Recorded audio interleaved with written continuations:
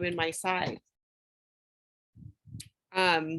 size in the media. So I am here to help build that because there's much work to be done. I'm here to represent all my brown women, all my curvy women, and the power of diversity and inclusivity. So I'm going to turn the time over to Victoria to introduce herself a little bit more if I missed anything, and then we'll go on from there. Hello. Hi, I got nervous all of a sudden. Hi, everyone. Yes, thank you so much for having me, Lalika, and just everyone. I'm so excited to be here.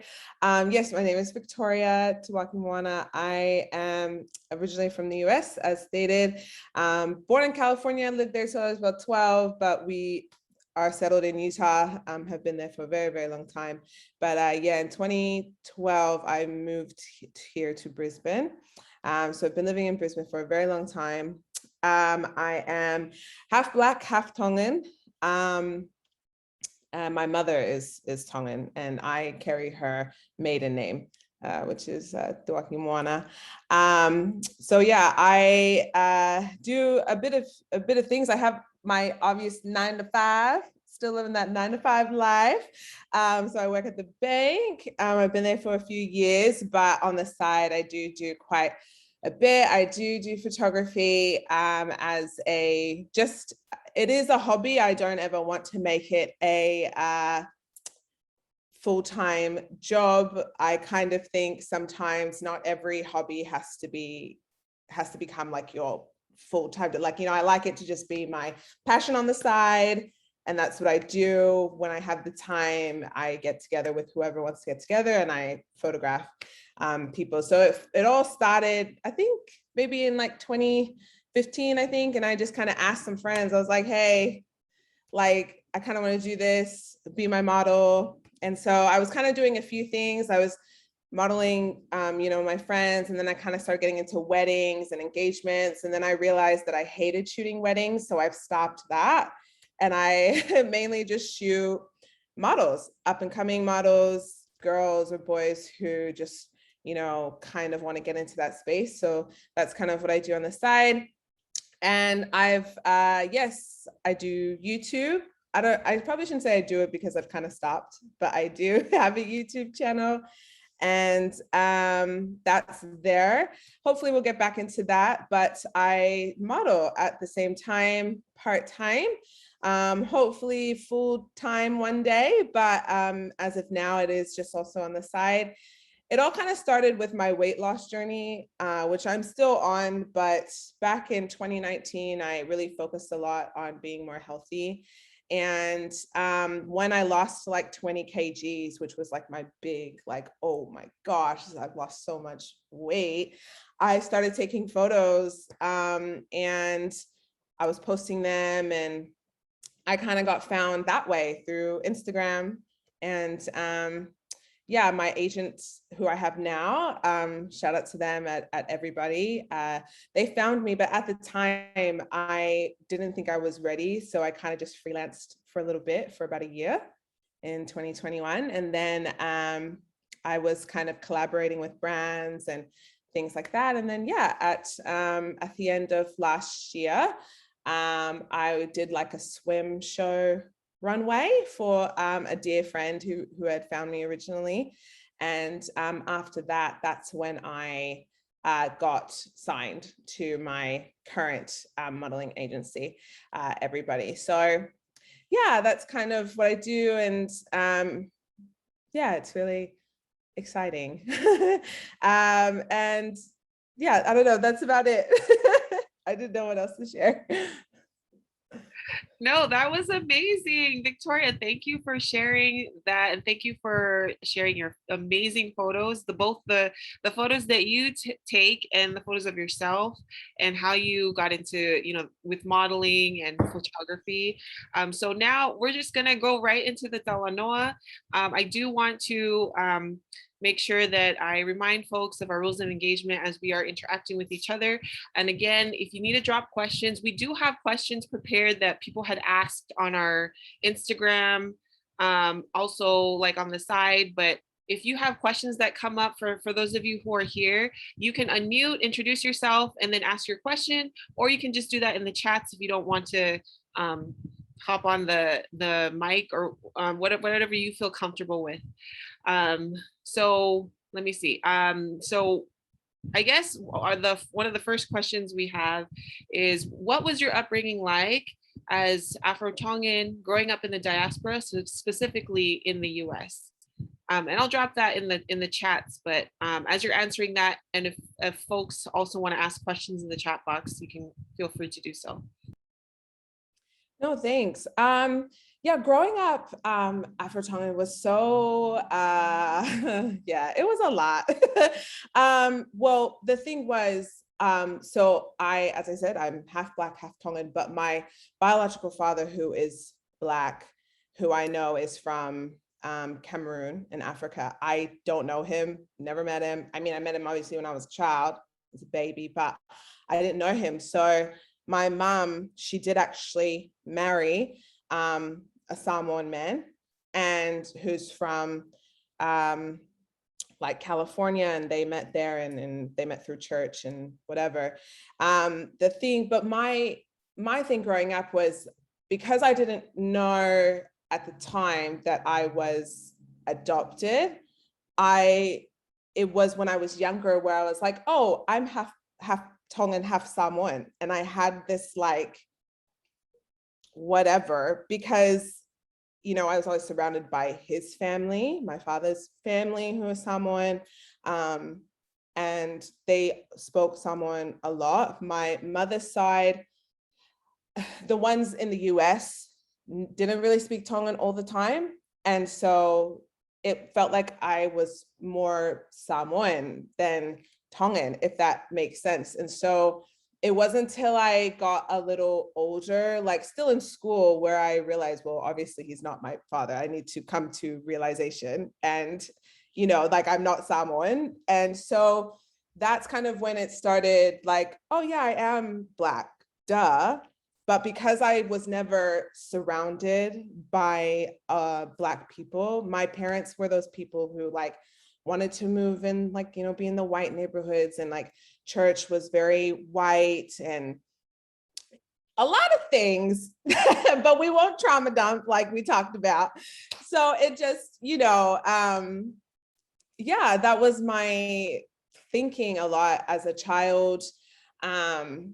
And yeah, I was never really surrounded by my culture unless we were at a wedding or at like other relatives' homes, because I don't know if anyone is Mormon, but I'm Mormon. My family is Mormon, and like I think we're like sixth generation Mormon. So, you know, back when the missionaries went to the islands, like we're very from like that just generation. And so, but my parents, they raised us more gospel-y, if that makes sense. Like we were more raised in church, and like our home was more church than like culture. So I never really learned too much about my culture unless I was at other relatives' homes where they cooked, you know, any type of Pacific Islander food, because my parents didn't really do that. My father would speak Samoan to his mom, like on the phone, or he would read the Book of Mormon in Samoan, like for us to go to sleep.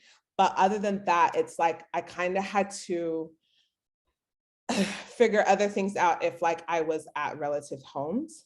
And so yeah, that was interesting. I've already forgotten the question. I feel like I've just kind of gone on a rant, so I'm so sorry. I'm so sorry. But yeah, that was my kind of upbringing. And to be honest, it's not until I've become an adult where I've really had to try to learn things and reconnect, or try to reconnect, because I'm still trying to reconnect, and just figure everything out. So yeah.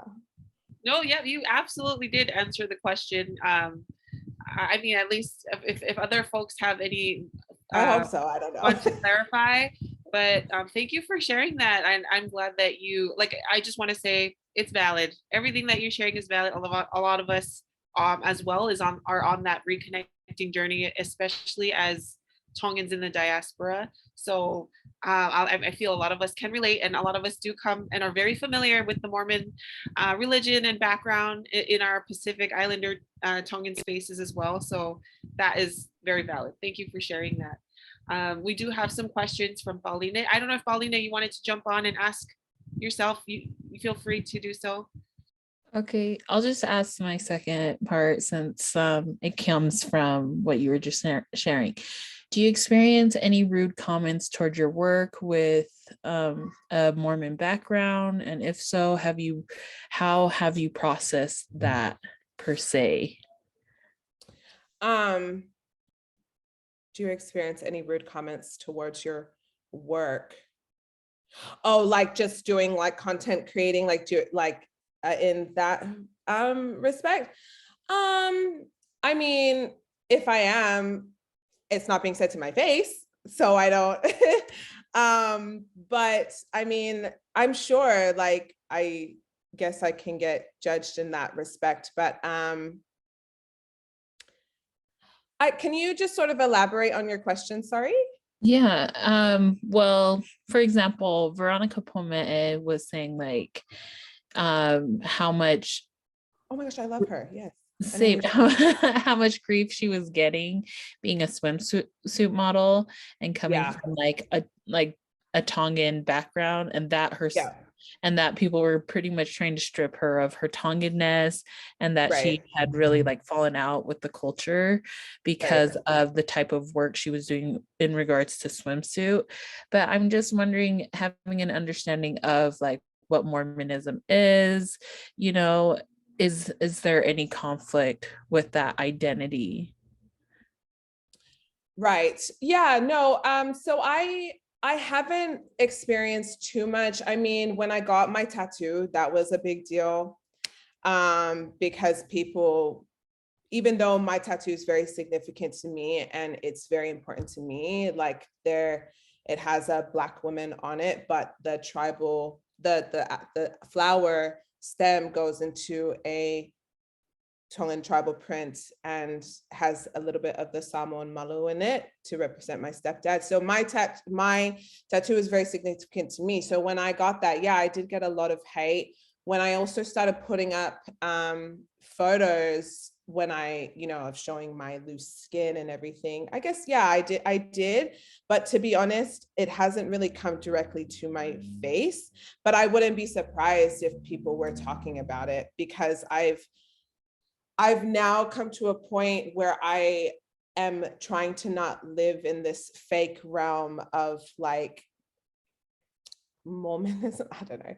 And, I'm just, because I know that there are so many people who do exactly what I do, but because they are not so free and open with it, and they have not come to the real, like they do not love it, you know what I mean? And they're not fully doing it with their chest, that there is still that shame there. And I've kind of moved past that now. And so, yeah. Does that make any sense? I hope so.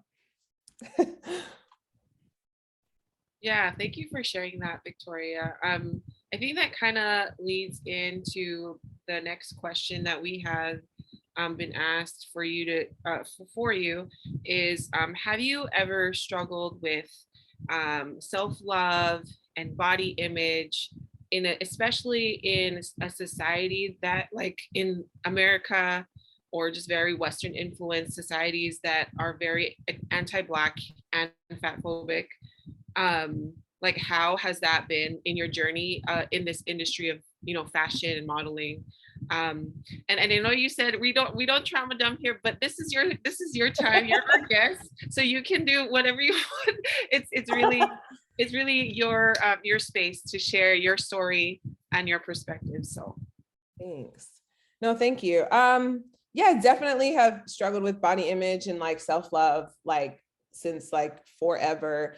I was always the biggest girl at school. And just having like, things, the fact that I was like so young and I was like shopping in like the 20 size section like is so disheartening for like a kid or like a young woman coming into her own. And so, you know, not being asked to go to the dance, like, you know, and, you know, in America, you know, they have all the dances at school and everything, you know, not being able, you know, not asked, you know, to go to a dance, like to prom, or, you know, not having that crush in schools. I mean, crushing, yeah, there was a lot of things there.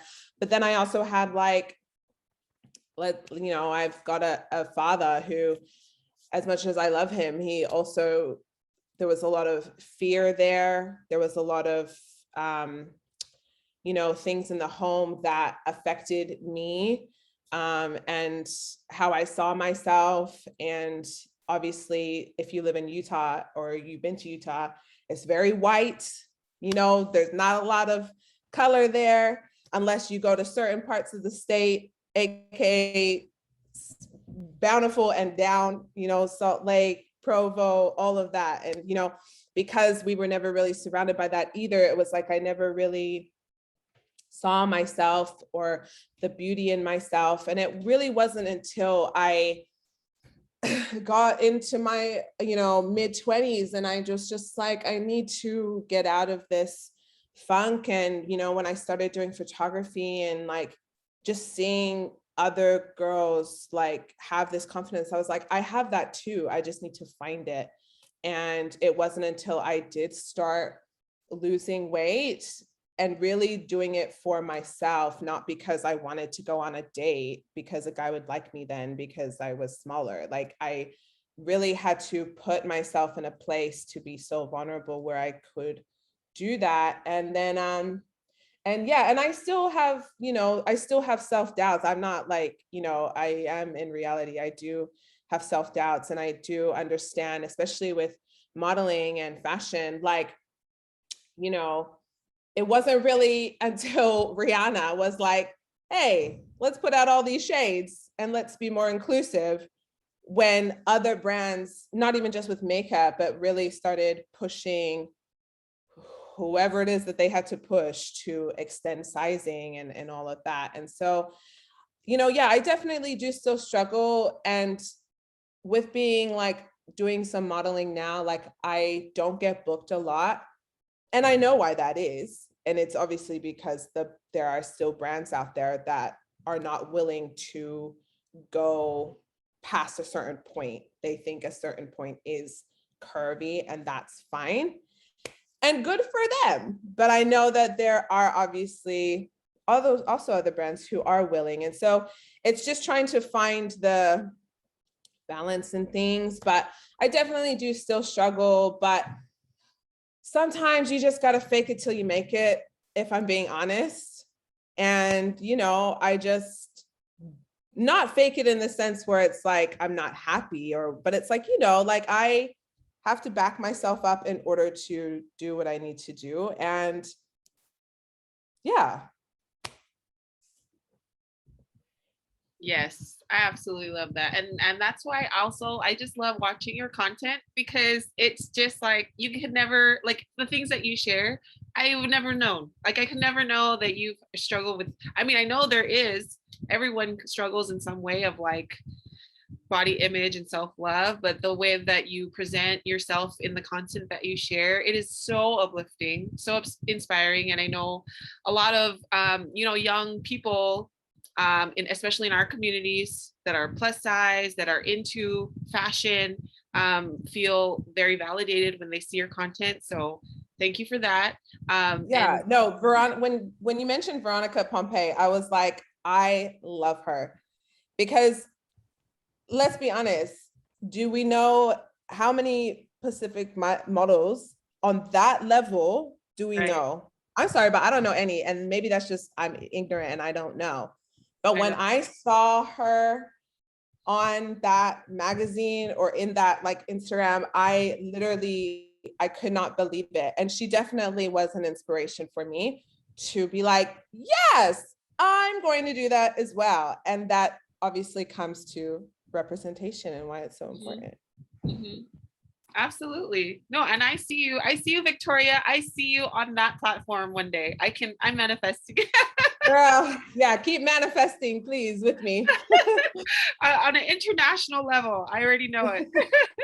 Well, on that note, other than you've already mentioned, Veronica Pomee, you've mentioned Rihanna. Who are some other, folks that inspire you the most as far as like, chasing your dreams and being able to like do what you do and do what you love? Like you mentioned, there are times where you don't feel at the best, but who are some people that inspire you to do that like really push you? Yeah, no, I mean, yeah, there's definitely those girls. I mean, let's be honest, Beyonce, love her. My girl is 40 and killing it. Okay. No, just, and even who else? Obviously the girls in my space who I know out here who are modeling, the curvy girls. Riley, who is in my agency, she's very inspirational to me.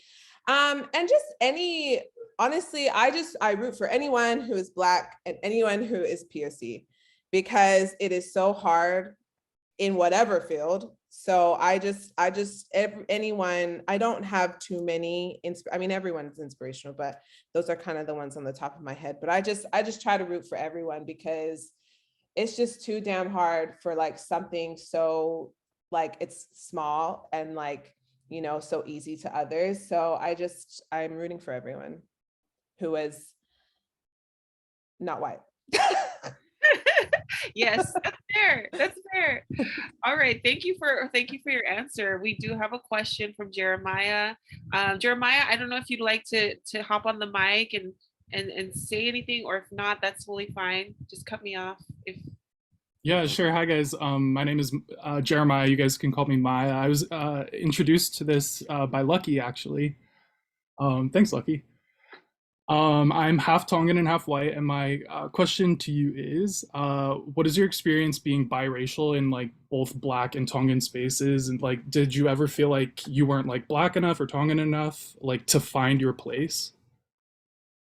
Yeah, absolutely. Because I was mostly raised in white spaces, I never, like I said earlier, I never really, and sorry if you didn't hear it, but I never really, connected with either side until I got older. In regards to with being Tongan, I never felt too much that I wasn't like Tongan enough. My mother's side is very nurturing, I think, in that sense. And to be honest, a lot of them on my mother's side are also biracial. But at the same time, we kind of had the same, I could see the same sort of experiences in regards to just, reconnecting and trying to keep certain cultures alive and things like that. It was more with my Black side where I didn't really feel Black enough, because I was never like raised in like a predominantly Black community. I only have so very few Black friends, simply because my high school only had a certain amount of colored people there. And so I feel like if we hadn't left California, I probably would have a different experience, because of where we lived in California, and the friends who I had in elementary school, they were mostly POC, Hispanic, Black. I had some white friends there, but it was more diverse. And then the shift happened when we moved to Utah. So I feel like I probably could have had a different experience if we had stayed in a certain situation, but that's fine. My parents had to do what they had to do, so we had to move.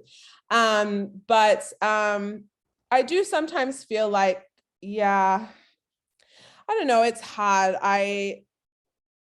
Even living out here in Brisbane, when we first moved out, when we first came to Australia, and just seeing it was definitely a culture shock, because I had never seen so many Polynesian people at where we were living, like in Ipswich area. And it was mainly more Samoans, but the fact that they were there, and I could hear like the like in the background, you know, or I can like hear, you know, I can see people like in lava lava just walking around, and like just being immersed in like this space was like really exciting. But I think, yeah, in my early 20s when we first came here, I did kind of feel like I wasn't Tongan enough, or just even Polynesian enough, because, you know, we never really, our culture, as much as we loved our culture, was just not that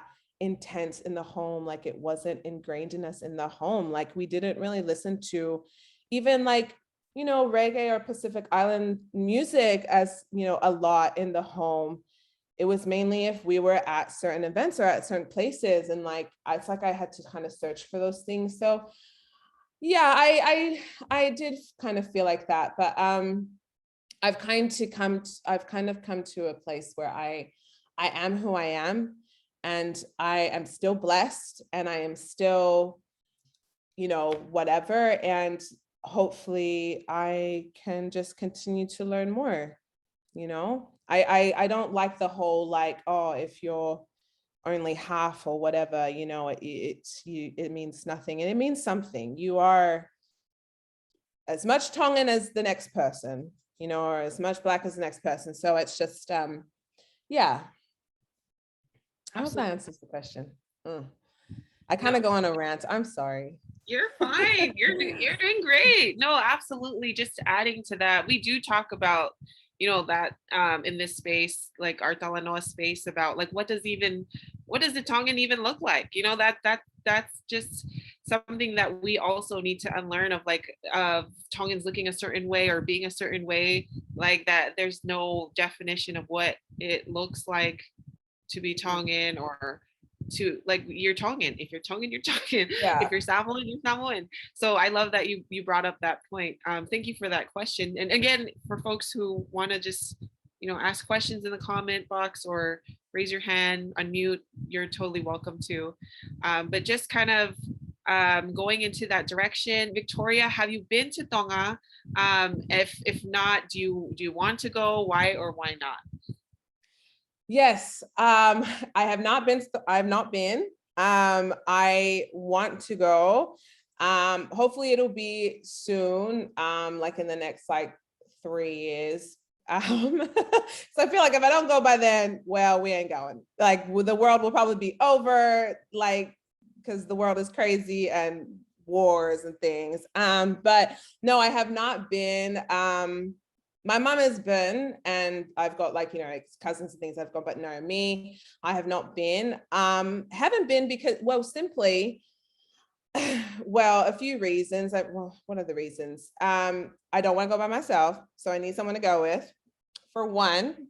But also, because living here in Australia and deciding to stay here, most of my trips that I have done in the past 10 years is really just going back home to like see mum and dad and the family. So I've never I never went to Tonga at all, but I definitely do want to go. My partner, I mean, he's not Tongan, but he's Cook Island, half Cook Island, and he wants to go to the islands as well. So fingers crossed that we will be going very soon.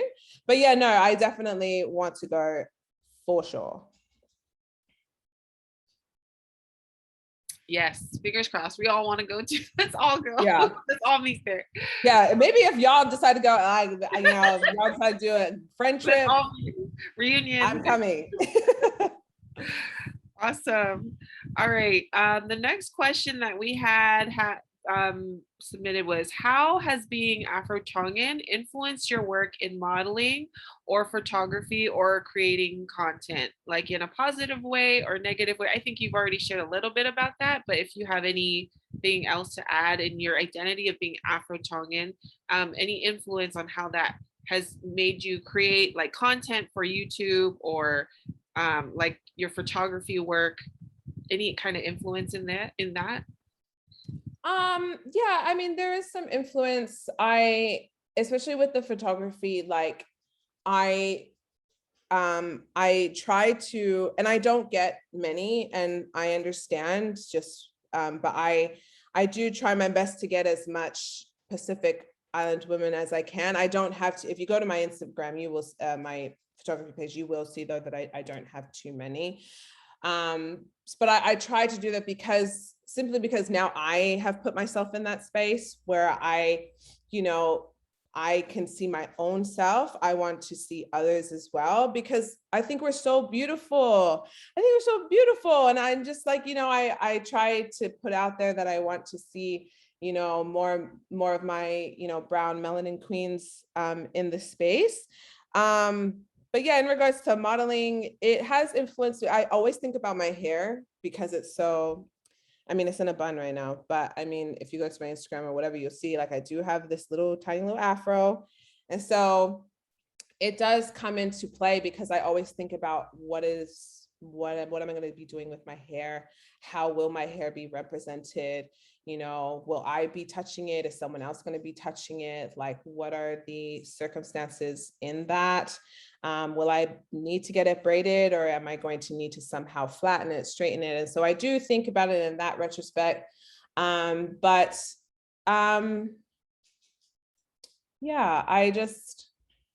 I try to just be as full of me as I possibly can, because those things, they represent who I am, and I have learned to be proud of them when before there was shame there. And so it's like you either get the whole thing or nothing. So I love that. Kind of just going off on what you just shared about your hair and like the things that you have to worry about. I've heard many times that especially in makeup industry, in like hair salons, like it could be the most segregated places for Black women, because it's like a lot of people don't know how to like fix Black hair or how to deal with Black hair when it comes to modeling or when it comes to like fixing hair or even like makeup. Do you find that is becoming better in the work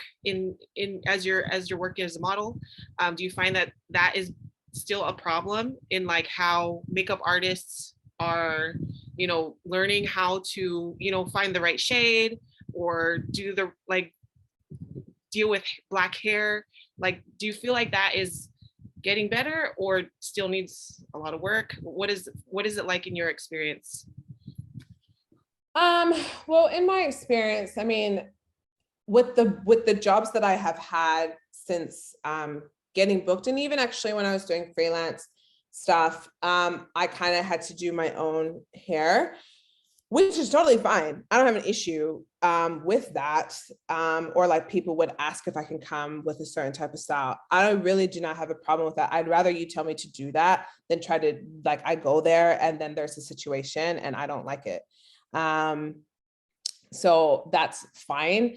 In regards to beauty, I do think it's getting better because like there's just no excuse now.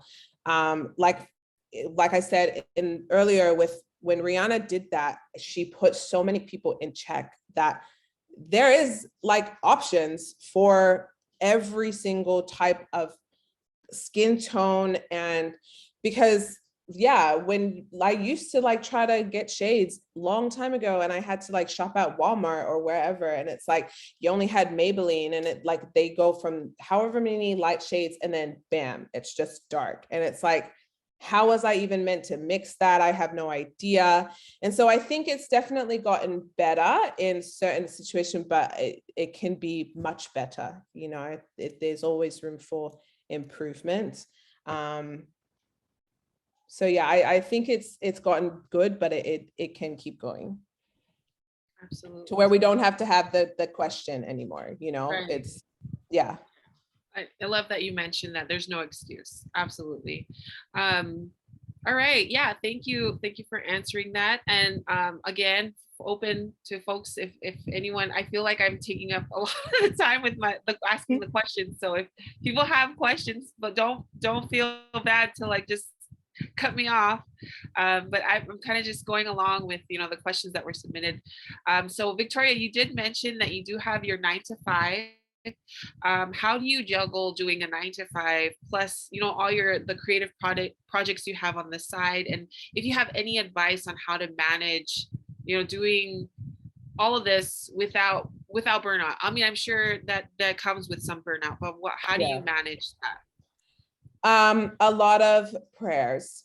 Just a lot of prayer, girl. So I have my 9 to 5. Thankfully, we don't work on the weekend because I work at the bank. It's a business. We just 9 to 5 at Monday to Friday. In regards to my photography, because I don't ever want it to be a full-time gig, I only do it on the weekends. And of course, if I'm free or whatever, or someone wants to book me, then I look on whichever weekend I'm free. So I mainly do all of that on the weekend. When it comes to modeling, I mean, it's kind of like working on TV or movie sets. So I've done some acting in the past. I haven't really done any in a minute, but they're kind of the same in regards to the client just sends it out 3 days prior. And it's you have to make the decision, okay, am I going to take off work? Am I going to try to put it as annual leave so I can still get paid? Or am I going to do the whole fake sick thing and not show up on a Friday? You know what I mean? Because they most of the time, those kinds of gigs, they are during the week.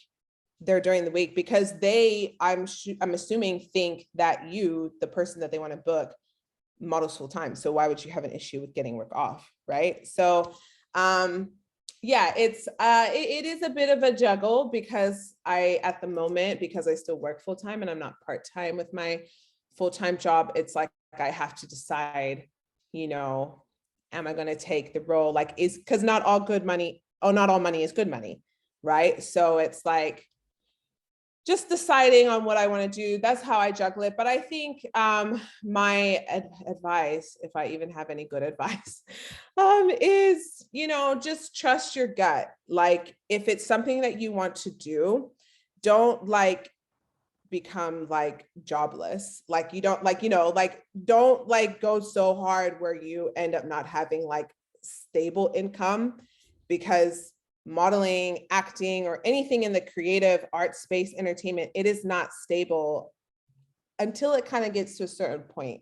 So to me, it's more just just be smart with what days if you are still working full time, where you're going to take off so that you still have a safety net, which is what my job is. It's my safety net until I get that big gig and I don't have to have that safety net anymore. Do you know what I mean? So that's my advice. But just have fun with it. Don't put too much pressure. It's an exciting thing, that you want to do something like that, because there's not a lot of us out there in Pacifica who do anything like that. And so it's just it's exciting.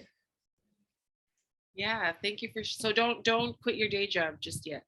I mean, look, I know Beyonce told us to quit our jobs in her recent album. And you know what? I was yeah, I agree, because whatever she says, I will do. But don't do that. We have, I think, Jeremiah, did you want to ask a question? Yeah, going off your modeling experiences, do you feel because you moved to Australia, your opportunities in the industry changed, or you got more opportunities? Oh, that's a good question. Well, so I moved to Australia when I was 20. I was just about to turn 21, and I was still in this goody two shoes or trying to be a Mormon life. So I wasn't I wasn't doing any modeling or anything until age 28, 29, or my version of modeling was just me taking photos of myself and whatever.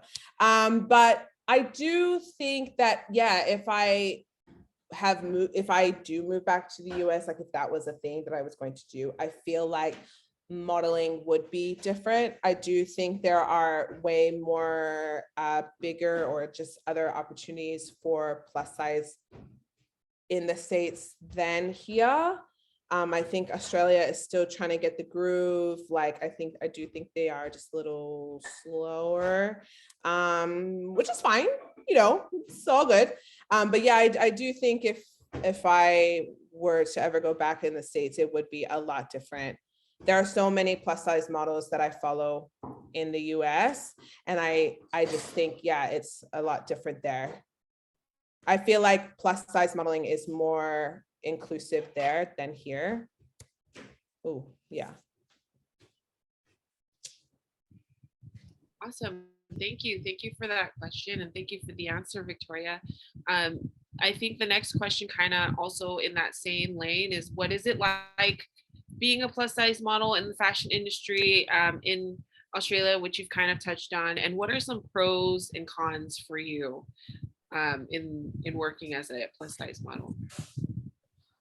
Working as a plus size model, it's very exciting because as I've sort of mentioned, like, you know, brands are starting to come into that. So it is like an exciting time. But no, modeling has been a little difficult because, well, as I said, I'm not dumb. Like, you know, I know that there is a certain type of curve model that lots of brands are going for. It's the small boobs, no tummy, but a curvy ass like body. You know, I'm sorry to get a little like whatever, but like that's what is mostly being represented. It's like that Kardashian, but like not Kardashian body where they can see the curves, but they don't see the fupa. So they're like, that's plus size. We love that. When that's not like the real body of like most women. So, and I am bigger than the average plus size model. Most brands are only booking size 16s, 18, 20, maybe 22. But above that is nothing. And I'm above that. I'll be very transparent. I'm size 24, 26. So I'm just over. And so there are only so many that I can think of that, you know, will not book me because I'm over their kind of limit.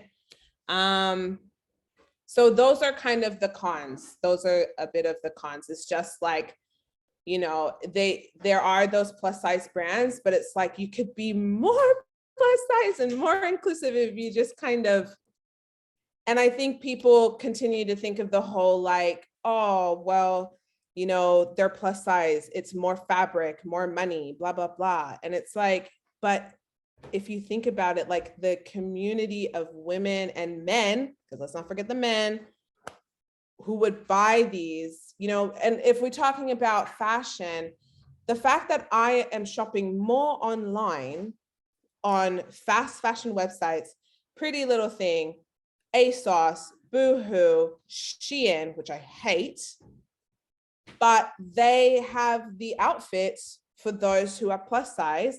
And I'm sorry, I don't want to continue to always shop at Target.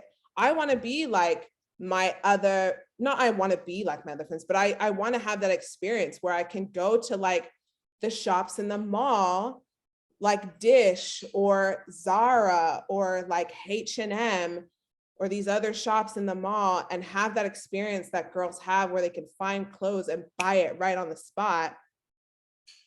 You know, I don't have that experience. I have to like do fast fashion, which is a terrible thing because if we go into that, that's obviously people who don't pay, you know, marginalize other people to make clothing in terrible factories and all of that. And so it's like, that is the con of plus size models, plus size fashion, because depending on the actual size of you as a plus size, it's like, where do you go?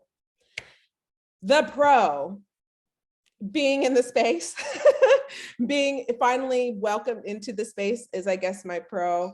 And, you know, just seeing the change, it's slow, but it's getting there. And that's what's exciting. And the fact that I'm even signed to an agency is a pro, you know what I mean? Like the fact that I've been seen by someone and they can see my potential at Every is so exciting. And seeing it with other brands, you know, like the fact that Victoria's Secret, I don't know if anyone is on that wavelength of how they have come back and they are using plus, you know, they've extended their size range when it comes to bras and, you know, lingerie, and they're kind of catching on. Is like, that's so exciting. And that those are the pros. It's just, you know, seeing the space that is finally being recognized. And yeah. Absolutely. Go ahead, Paulina. Thank you. I just got done reading this whole book called Belly of the Beast. And in there, it talked about people who are fat getting backhanded comments. Like, people think that they're complimenting when really they're just backhanded, like, remarks. And so I'm wondering if you ever experienced that, and like, do you ever call it out, or is that just part of like the job, you know, is to deal with these things? Because some of the stuff that they were saying, like, I myself found like being like myself problematic in some of the things, ways that I compliment online. And so I'm curious if you feel like sharing. You don't have to. It was just something that I'm more aware of now, that I don't want to, you know, feed into some of these like problematic behaviors. Yeah. No, thank you. Look, I'm kind of with you with that in regards to, like, I think lots of us have had those moments where we've like said backward compliments, like, oh my gosh, you're so confident, like, you're so brave. I hate that. I hate that word. You're so brave. Like, what do you mean I'm brave? I'm just wearing clothes. Like, I am just going to the shop and I'm wearing clothes. I'm not being brave. I'm just doing me. And yeah, I think just like, even for myself, you know, just recognizing that, like, they don't have to be confident or brave to look sexy or to look beautiful. Like, they are who they are, and just keep it at that. Not saying that you can't compliment anyone, you know, like saying that they're beautiful or whatnot, but I do think it's just certain words, like, we're just doing what we want to do because we have found that confidence in ourselves, that like we don't need anyone else's validation. And also, I think it can come across as projecting. And I'm hoping that that whole line makes sense. But, you know, it's just, yeah, the backhanded compliments, I think I didn't get too many of them. Like, mine was always like, oh, you have such a pretty face. Oh, but just my face? My body's not good. Like, I always was told, I did get a few, like when I was young, like, oh, her face is so beautiful. And it's so weird because I don't know what that means. You're telling me my face is nice, but it's like I have to lose weight in order for my body to match my face because my face is pretty. Like, it's backwards, it's weird, it's creepy. I don't make no sense to me. So yeah, I think just look, I'm trying to make sure that I also like share grace or show grace, because we're all learning. We are all trying to understand, not that we're all being sensitive, we're just being correct. So I hope that answers your question. I tried to answer it. No, that makes total sense. Thank you for sharing that, Victoria. And thank you for that point, Paulina, in being more aware in how we are complimenting and, you know, especially in these topics.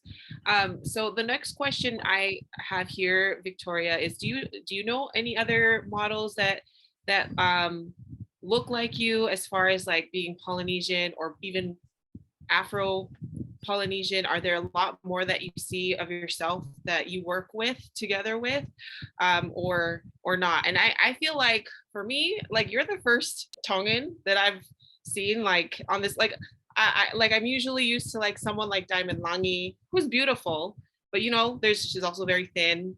Then also there's Veronica, also that you mentioned, plus size. But for you as melanin Tongan, like I'm just like, oh my gosh, Victoria.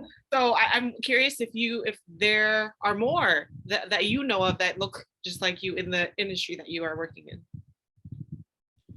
I haven't met like two. I don't think I have met, and I'm so sorry if I have, and they are in this chat right now. I'm so sorry if I forgot you, but I don't think I have met like a Afro-Pacific person in the industry. But in my agency, there is a few of us Pacifica people, which I like. They just signed a Tongan girl. I think she lives in Sydney, and she is stunning. So yeah, there's a few of us, and now one of my agents, she's Samoan, and she's also plus size, and a kind of around the same size as me. And so I'm like, I see you, we see each other, let's, work. So I do see a few, but it's not a lot. And yeah, as I was saying before, I think we're just so beautiful. We're very lovely people, Pacific people. And so I would love to see more, but if it's not for you, then it's not for you. That's fine. But no, I haven't seen too many, but hopefully in the future.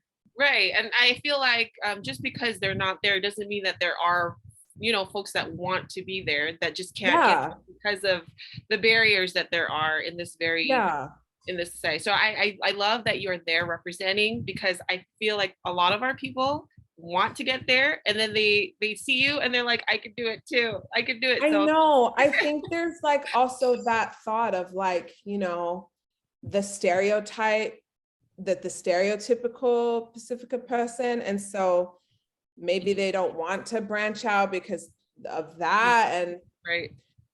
Yeah, but you got to think about yourself. And that's what I've been trying to do. Like I'm always thinking about what other people are thinking about me. And it's just like, if you want to do something that is so weird to people, which would be modeling or going into acting or doing any sort of TV or anything, makeup, like just do it.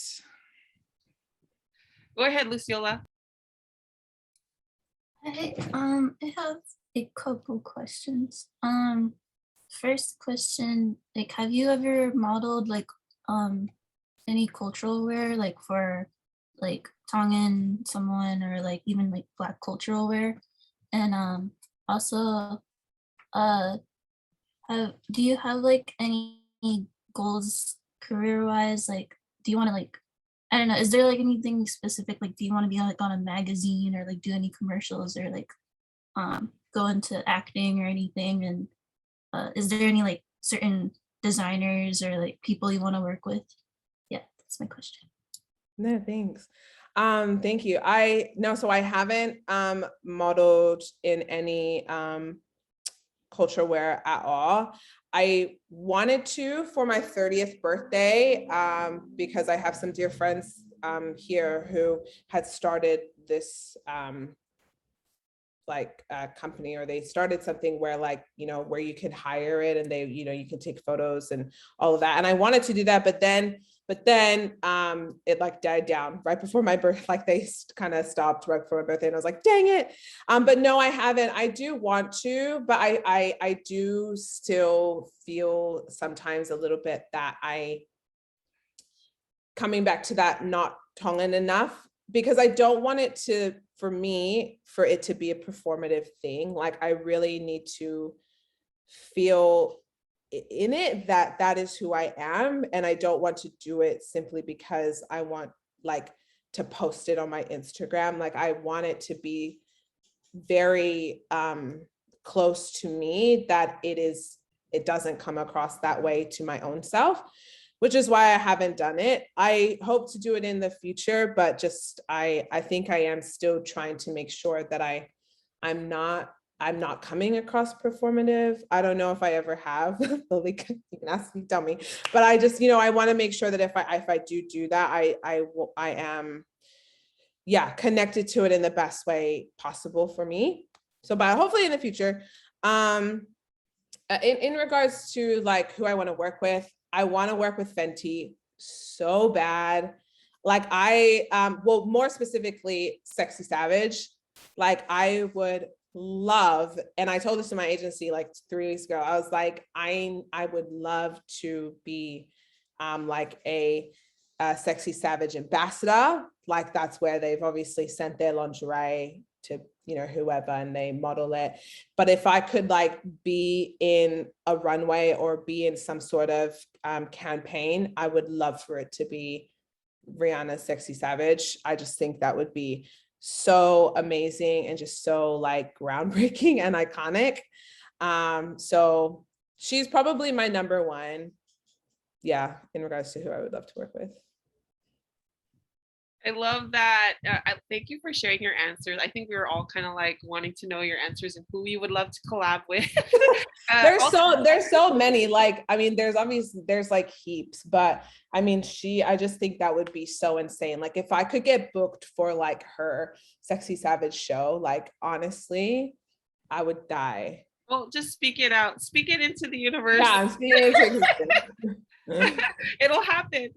And thank you for sharing that point about, intentionality of wanting to be connected to. I think that is super important as well. In everything that we do is just being so intentional in how we are, perceived and how we put out things. So that's just a great reminder for myself as well. Thank you for that point. Kind of moving on to the next question. You mentioned this also in our little live that we had earlier this week, as that you are, an activist for Black voices for yourself. And the question is, what is something that you wish or hope more Tongans could understand or could do to be more supportive in advocating for the Black community? Yeah, so I'll make it very clear that I am still very much learning. Like I'm definitely not a spokesperson. I see what I see and I'm trying to be more conscious as well. So I'm still on the learning path. I heard, of course, about Black Lives Matter way back when the Trayvon Martin situation happened, and back in what was that, 2015, but I didn't, and I was vocal, but I feel like just 2020 really just took it out of me and really made me be like, no, I need to be as more vocal as I possibly can. All these thoughts can't just stay up here. Like I have to like bring them out through my voice. And so, yeah, no, I am still learning just like everyone else, but I think it's just, I want to make it clear that Black people are people of color, but people of color are not Black. And that is where I think we have one of the biggest, like, issues is that people of color, yes, we are marginalized. We have, we can grow up in the ghetto, or we have these like stereotypes, just like other non-white people, but we're not that we're comparing, sufferings or oppression, but it is very much not the same, which is why I try to advocate so hard in regards to, we need to stop saying the N-word if we are not Black. That has to be so clear, because it has nothing to do with us at all. Just, learning, try to, like, we know so many things about the Holocaust, but we like don't know things about African American people, or how the slave trade literally took over the entire globe. like we don't understand certain things and why people or groups of people are the way they are because of that one thing. And so it's just trying to find, I'm not asking you to like write a page, like a 10-page paper or like do a whole thing. It's just be conscious, I think, of, you know, that there is a problem and what can you do in your own home or just in your own little friend group to like be better. So yeah, I don't know, just we're all learning, show grace, but also if you see something, call it out because that's the only way it'll stop. So.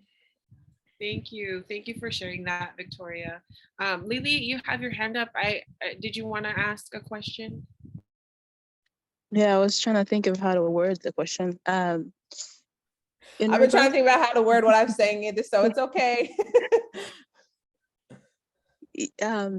My question is in regards to you you're relocating from America to Australia. I wonder if like, obviously there's differences in how like your people perceive you in those two different countries. Do you feel like one is more accepting of you as a Black Polynesian woman? Because obviously you moved from Utah, a very white dominated spaces. So you were kind of a little bit of oddity out because you're a person of color, and you're moving to Australia again, which is also dominated by white people. But I mean, there's more demographic of Polynesian people around you. Yeah. Do you feel like people are more accepting of you, or do you have like certain experiences that, you know, makes you feel more at home at one country versus the other as a Black Polynesian woman? I'm not sure if that question made sense. No, that's okay.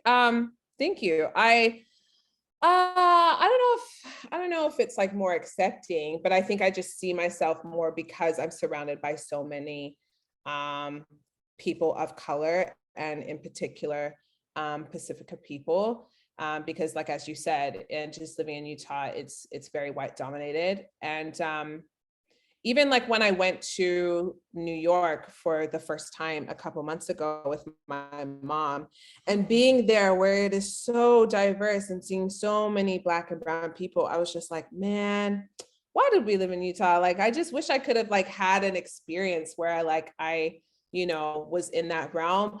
But in regards to like being more accepting, I mean, yeah, I guess Australia is more accepting, but that's just because I'm more surrounded by just, it's more diverse in regards to like, well, obviously there's the Aboriginal people that are, you know, from here, they are the indigenous people of this land. And then there is, you know, people who have migrated from Pacifica, from New Zealand. So I don't know if the word is accepted. It's just like, I don't know, I see myself here more than if I had stayed in Utah. But I do know for a fact, if I had ever gone back home to America, I wouldn't live in Utah. I'd probably go to California, or I would go back. My girl's shaking her head. She's like, no, I would not live in Utah. I would either go back to California, or I would like go to like Texas, even though I don't want to go there at the moment because that place is crazy. Or even New York, just I would go somewhere that is more diverse, because I think I'm just what I need that. And I was stripped away from it for so long that it's like, I'm craving it. So yeah. Oh, I hope that answers your question. Yeah, that makes a lot of sense. And thank you for your answer in the question. I think the reminder of like showing grace is important, in that we're all learning. Like, I feel like I myself, as I'm learning in my anti-racism journey and unpacking anti-Blackness, I'm not afraid to let my own people know how anti-Black we are. Like myself, I'm not afraid to like sit in the discomfort of my privileges as a light-skinned Tongan woman. So I feel like I feel like when you say give grace, I'm like, Victoria's giving a lot of grace. That's a lot of grace, because I feel no, like I only no, because honestly, like when the whole Donald Trump thing was happening with the re-election, and then obviously with what was happening with Black Lives Matter movement and all of that, like, it was just so, I think I don't know, like, I could see myself, maybe it's just because I don't like confrontation, but like, it kind of felt like I was ruining a lot of relationships because I was fighting so hard. And that's why I'm saying, like, you know, just try to show grace, because unfortunately, there are just so many people who do not know, and they've never known. And so it's like, I was coming hard a lot, and like, I just am trying to reel it back in a nice way, because, you know, I'm also, again, learning. And so it's just showing grace to myself, showing grace to others, because I don't want it to be where it's like, I am the stereotypical angry Black woman and I'm always talking about race. I want to like be that fun person, because I am fun. So it's like, you know, I say show grace, because I just, you know, I still want there to be a learning space. Right. I mean, that's fair. That's fair, Victoria. I'm just saying, but you're really good at it. So no, I'm just saying, for you as a Black woman, that's not your responsibility. That's my responsibility. So I'll fight everyone, and you just relax. But anyway, I will. No, thank you for taking time to like answer that, and I know these topics can be pretty heavy, so we're gonna kind of move to a little more lighter question here of what are you currently reading, listening to, or watching that you recommend, that's something that you're into right now. So I was going to message you about this, but I figured you were sleeping, because when it said, what are you reading? And I was like, I'm actually not reading anything. I should probably read something. No, that's okay. Well, what any of those options? Like, I'm not reading any books. I'm sorry. But I should, because knowledge is in the books. No, I'm not. What am I? Honestly, I'm so bad with TV. Like, I don't know if that's what you meant, like in regards to Netflix, like what am I watching? Yeah, I just finished watching The Sandman, which I thought was a really good show. If anyone's seen that, watch that. My partner and I, we are watching, what are we watching? Breaking Bad. It's obviously, it's an older show, but I've never seen it. So we're watching that show. And I am watching Glow Up on Netflix. It's a makeup show in the UK. It's on season 4, but they're really short episodes. So I love that show, just because I love watching creatives, like, wow, that's so amazing.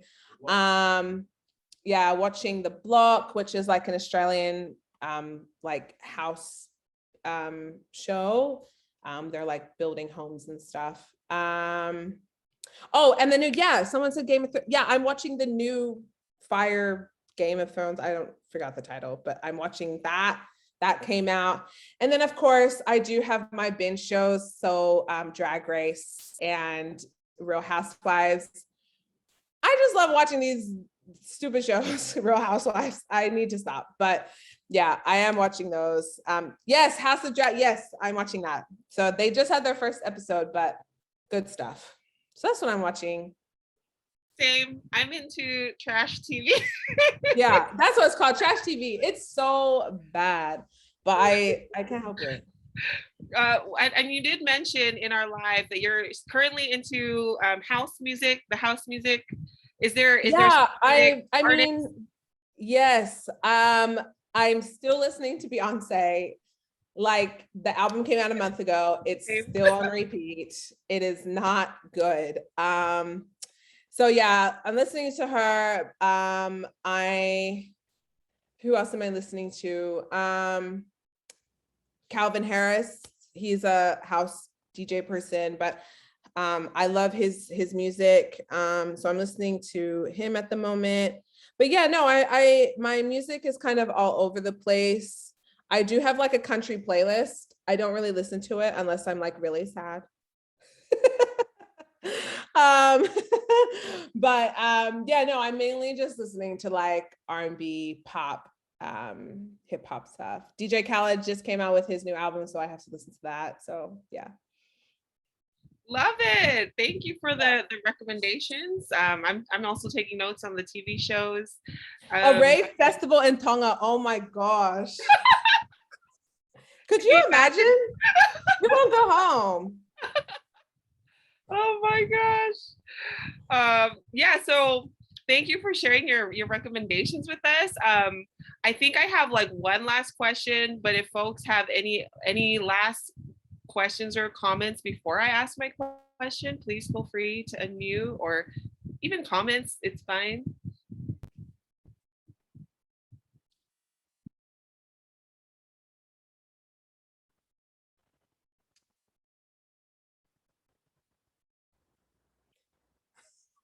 Raving and Nazi friends, that'd be so funny. They would get destroyed. All right. Well, if no one has any comments or questions, the last question that I have here, Victoria, is what do you want to leave as your legacy? And you can take that however you want to take it, but what is it? What is something that you would love to leave as your legacy of Victoria? Yeah, I was when I was thinking about this, I was like, oh, my legacy, like me. I not me. But no, I think just that I found like my peace and happiness within myself, and just that I tried, like, you know, I tried to be the best version of myself, and that I tried to show that, you know, plus size, if we're speaking about modeling, that, you know, plus size women and men, that there is a demographic out there, and they are waiting to, you know, they are honestly ready to give you your money if you just believed that in that, when it comes to fashion and clothing and that. So just, I don't know, my legacy would just that I tried to show that representation, that, you know, that is there, and that it is possible, and you can do anything that you want to do. It's so cliche to say that, like, if you put your mind to it, but it's true. It is so true, you know, and I guess that's what I'm trying to do. So yeah. I love it. I love it so much. Well, Victoria, I just want to say, I can't even thank you enough for taking time to just talanoa with us and share with us, you know, your knowledge in the work that you do. Oh, sorry, Jeremiah, did you have something? I did not. I'm so sorry. I raised the hand on accident. I was trying to clap. Oh, no. Oh, He no, was you're trying fine. to do the Like this. as he's in the house. Yeah, right. No, yeah, no, you're fine. I just want to make sure to give Victoria your flowers in all that you're doing. I mean, you just talked about your legacy. I feel like you've already started that, and you're going to leave, you know, no matter what, it's already there. Your legacy is already out there. I love and adore your work. And I hope you do go back to YouTube when you have time, because I love to hear, you know, your chats that you have on just like random topics. So honestly, YouTube, it is so time consuming. Right. And I think because I got busy and then I just wasn't being able to keep up, that it was like, yeah, I just kind of stopped. One day, I know you keep telling me, one day. No, don't feel forced or anything, but just letting you know that it's appreciated, it's out there, and I hope people look it up and can learn from you. But those who are here, I just want to say we're going to take a group picture, so don't leave yet. This is your time to, you know, get if you want to get off camera, that's fine. You don't have to. But I just also want people to know that we're going to take a photo, and this will be posted on our Instagram story. So just if you give consent, just show your camera, and I will count down so that you're prepared to do your little pose if you need. All right, I'm going to do a countdown from 3, 2, 1, cheese. Got it.